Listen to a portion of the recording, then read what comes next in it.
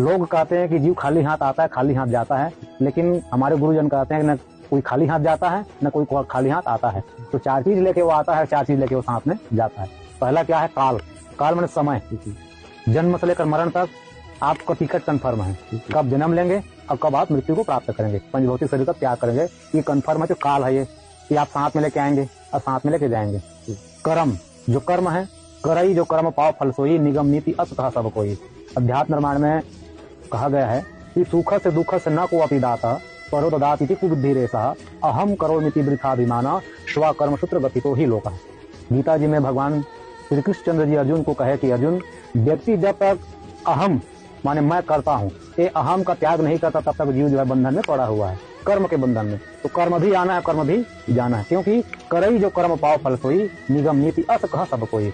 तो जीवात्मा को कर्म भी साथ में जाना है, साथ में आना है। और काल कर्म स्वभाव, जो आपको स्वभाव बन गए हैं, वो स्वभाव साथ में रहेगा और साथ में फिर जाएगा, कहीं भी योनि चले जाइए आप।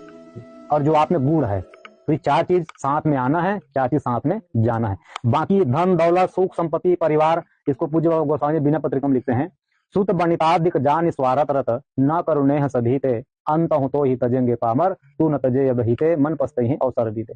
ये बेटा बेटी माँ बाप भाई बंधु सगा समाज, ये सब यही छूटने वाले हैं, कोई किसी का है नहीं। तो इसमें आप अपना ज्यादा मन आसक्त मत करिए, ये पूज्य गोस्वामी जी कहते हैं।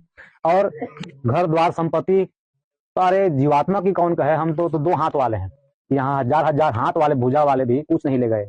सहस बाहु 10 बदन आदि निप, बचे न काल बलीते, हम करी धन धाम संवारे, अंत चले उठे रीते, मन पछते हैं अवसर जीते।